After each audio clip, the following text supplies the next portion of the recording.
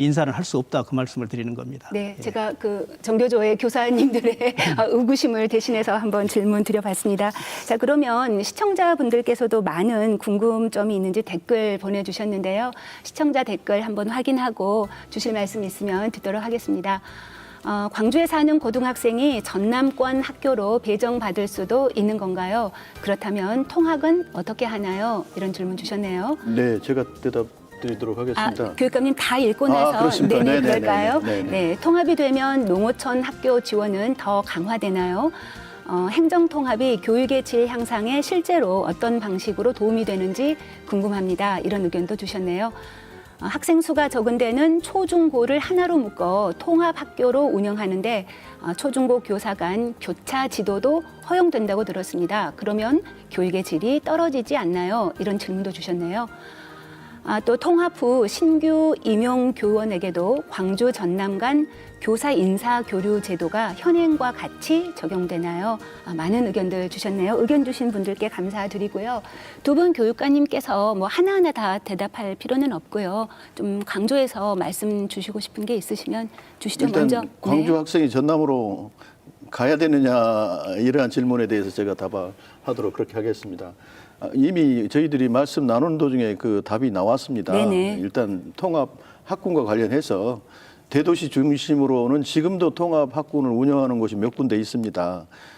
그래서 원하면 광주의 학생이 이 전남 학교로 갈 수도 있고 네. 전남 학생이 또 광주로 올 수도 있고 원하는 경우에는 그것은 가능합니다. 통합 학군 내에서.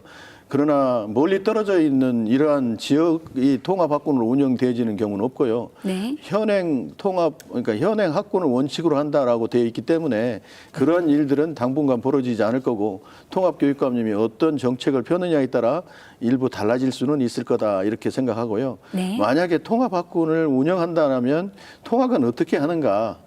전남 같은 경우는 뭐 이렇게 택시로 태워다 주는 경우도 있고 굉장히 지금 교육복지가 잘 되어 있습니다만 이 스쿨버스가 우리 학생들을 태워다 주는 광주의 경우도 그런 경우가 있습니다. 그래서 이 전남의 아이들이 광주로 오는 경우도 태워오고 광주의 아이들이 전남으로 가는 경우도 가까운 거리는 태워서 주는 이 통합 운영할 때 이 스쿨버스를 이용해서 통학이 가능하다는 말씀드립니다. 네, 학생들 입장에서 가장 궁금한 건 아무래도 학군 간 조정인가 보네요. 그러니까 근교 아까 광주 근교만 그것이 적용되어지고 나머지 떨어져 있는 지역은 그게 지금 적용이 안 됩니다. 그리고 특별법에도 현행 학군을 원칙으로 한다라고 돼 있기 때문에 그게 쉽게 적용되어지리라고는 판단하기 어렵습니다. 네, 예. 우대준 교육관님. 네. 예, 저는 그 아까 여러 가지 질문들 중에 예, 지금 전남의 작은 학교, 농산어촌 학교를 이렇게 살리기 위해서 많은 정책들을 펴고 있는데 네. 이게 통합이 되면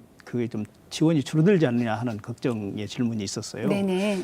지금 전남은 그 작은 학교를 살리기 위해서 교육청뿐만 아니라 그 시군까지 교육공동체 함께 나서서 학교를 좀 살려내고 있습니다.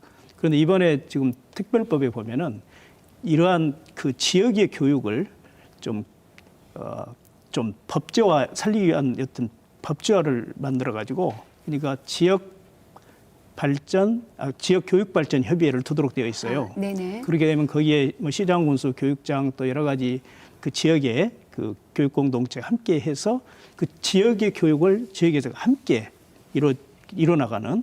근데 거기에 필요한 이제 예산이랄지 이런 것들이 지금보다는 훨씬 더 많이 지원이 되기 때문에 오히려 그 균형 발전을 할 수 있는 우리가 수도권과 전남 광주의 통합 시의 균형 발전도 이루어야 되겠습니다만은 전남 광주 안에서의 균형 발전도 이룰 수 있는 그런 제도적인 장치를 지금 법적으로 마련되어 있기 때문에 걱정을 안 하셔도 된다는 말씀을 우대준 드립니다. 교육감님 오늘 그 광주 전남 지역 내에서의 예. 균형 발전 예. 얘기 참 여러 번 그렇습니다. 강조해서 말씀하시네요. 혹시 추가해서 네.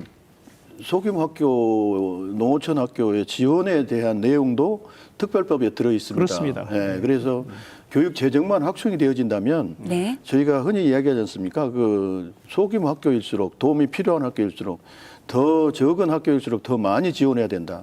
이걸 우리는 결과의 평등이라고 그러거든요. 아, 네네. 역차별을 통해서 평등을 실행하겠다. 그래서 대도시 학교에는 평등하게 지원을 안 해도 되고 오히려 소규모의 지역의 학교에 더 많이 투자를 해야 그 학교가 이렇게 붕업될 수 있고 그럼으로써 그 지역이 살아날 수 있다라고 하는 점에 있어서 이번에 특별법의 정신도 그런 결과의 평등이라고 하는 이러한 내용을 담고 있다. 네. 그리고 이재명 정부가 하고 있는 게 뭐냐면 서울대 10개 만들기 아닙니까? 네. 서울에 있는 한 개의 서울대만 가게 하는 것이 아니라 네. 지역마다 다 서울대를 만들겠다. 그래서 농산어촌에도 마찬가지로 그런 명품 학교를 다 만든다면 오히려 도시 아이들이 가지 농산어촌에서 도시로 올 이유가 없죠. 네. 그 다음 주제로 넘어가기 전에요. 사실 저는 이거 댓글을 읽으면서 처음 알게 됐는데요. 아마 김대중 교육감님 그 전남도 상황 같은데 초중고를 하나로 묶어서 통합학교로 운영하면 초중고 교사 간 교차 지도가 허용된다. 교육의 질이 떨어지지 않냐 이런 질문 주셨잖아요. 예. 짧게 답변 주신다면요. 예, 실제로 전남에서는 그 지역 소멸을 막기 위해서 작은 초등학교하고 작은 중학교를 초중 통합학교를 8개 정도로 운영을 했는데 그게 쉽지 않습니다.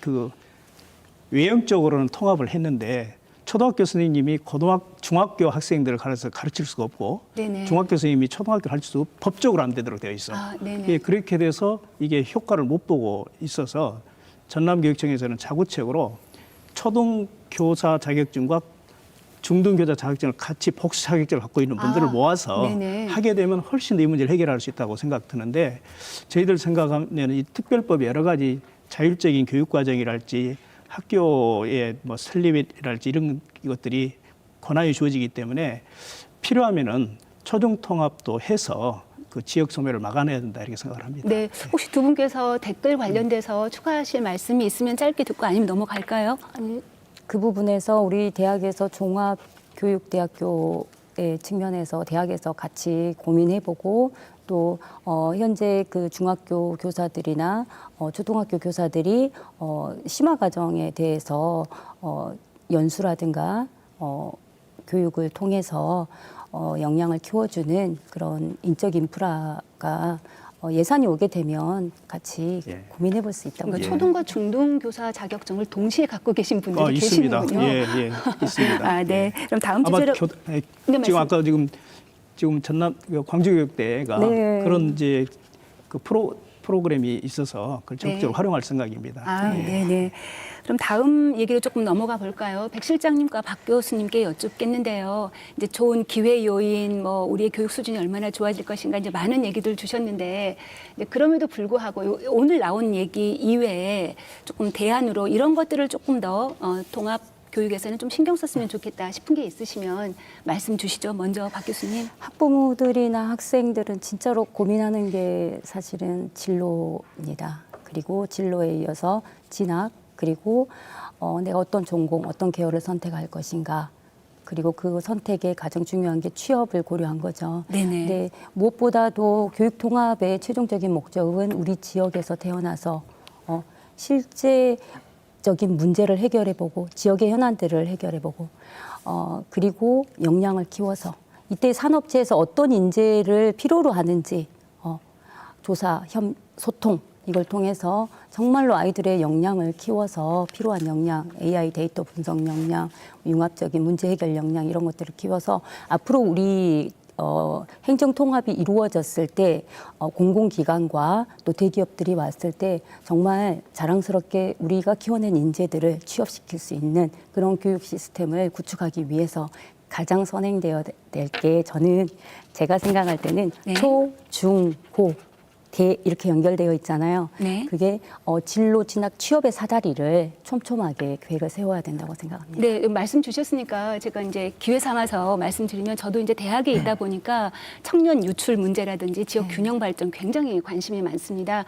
그런데 이제 이번 교육 통합을 지켜보면서 사실 이제 교육감은 초중고에 그동안 조금 더 집중을 하셨고 대학은 교육부 관할이었죠. 여러 가지 사업이라든지 재정 측면에서 그래서 그런지 대학과 연계되어 있는 교육 통합이 조금 미흡하지 않나 그런 아쉬움이 있었어요. 사실은 행정통합이 되기 전부터도 교육부가 자치교육해서 상당히 많은 권한과 사업을 지자체로 이양을 했습니다. 이미 잘 알고 계시는 라이즈 사업이 대표적인 것인데요. 그것과 연관 지어서 초중고뿐만 아니라 대학까지 연계돼 있는 그런 인재를 양성하고 지역 유출을 막는 그런 산업구조 개편이 일어났으면 좋겠는데 제가 사실 특별법을 조금 봤는데요. 대학과 관련된 것이 지금보다 조금 더 구체화됐으면 좋겠다. 그런 생각을 가졌습니다. 예, 공감합니다. 우리 광주교육청은 그와 관련해서 이 전남대학교, 조선대학교, 광주교대, 순천대학교와 연계 협력 MOU를 맺고 네. 전남대학교 같은 경우는 32개의 교류 협력 사업을 추진하고 있고요. 전남대학교 하고 있는 반도체 사업 같은 경우에 저희가 같이 투자를 해서 그 발전을 하는데 저희가 기여를 하고 있습니다. 그래서 그 뭐 여러 가지 프로그램, 그 교육과정 운영 뭐 이런 것은 당연하고요. 그거 네. 이외에도 취업과 관련해서 여러 가지 프로그램들을 공동으로 운영하고 있다. 그래서 대학과 교육청과의 연계가 그 전보다는 훨씬 더 활발하게 이루어지고 있다는 말씀드리고 호남대학하고도 저희가 하고 있는데요. 그게 AI와 관련되진 네. 이 사업과 관련해서 호남대학과도 함께 교류 협력을 하고 있습니다. 네. 백 실장님, 그 대안과 관련돼서 말씀 주신다면요.